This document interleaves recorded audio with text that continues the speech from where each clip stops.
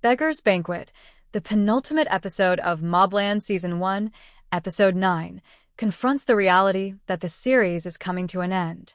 Although it appears that everyone must remain hunkered, characters are free to come and go as they like in MobLand, where we have been holed up in the Cotswolds for ages. Conrad, Brosnan may boast, but it seems that the only consequences of defying a man who is frequently referred to as the devil are evil stares and unfulfilled threats. But in MobLand, that's the way it is.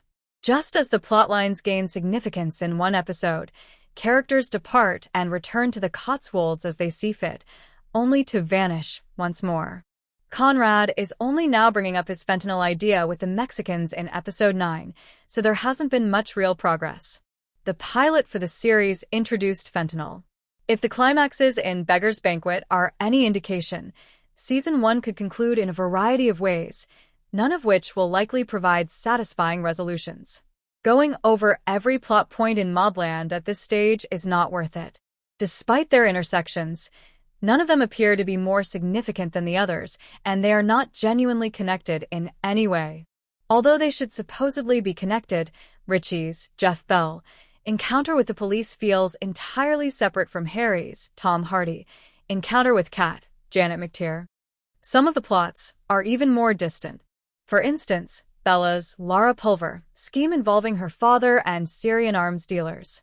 An entirely different show is Kevin's, Paddy Considine, quest for revenge over his sexual assault, which MobLand insists on repeatedly depicting in distressing detail. Kevin has had more work to do than anyone else in MobLand thanks to this companion story, while Considine has taken on the more challenging arc. However, the poor handling of this story is a bad hint of what will happen in the conclusion. MobLand insists on repeatedly presenting Kevin's, Paddy Considine, quest for vengeance for his sexual assault in graphic detail, but this is a completely different show. Because of this companion story, Kevin has had more work to do than anyone else in MobLand, while Considine has taken on the more difficult arc. But the way this story is handled poorly gives a bad indication of what will happen at the end. Beggar's Banquet doesn't get any better at the end. MobLand has spent the entire season attempting to be this dinner scene. It's meant to be both tense and morbidly humorous, but the characters aren't strong enough to carry that out. Harry sits at the end of the table and hardly speaks, but Tom Hardy could lead a scene like the one they're aiming for. He's not even in many of the shots.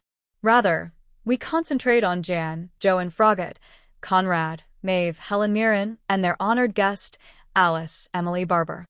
Alice, who has been an exceptionally talented undercover agent since we first met her, finds it difficult to maintain her disguise after being asked a single-pointed question, and Jan is cowed, so she is quiet.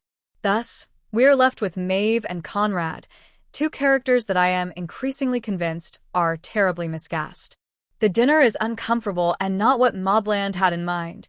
They scream, fight, smash bottles, and make unfunny jokes.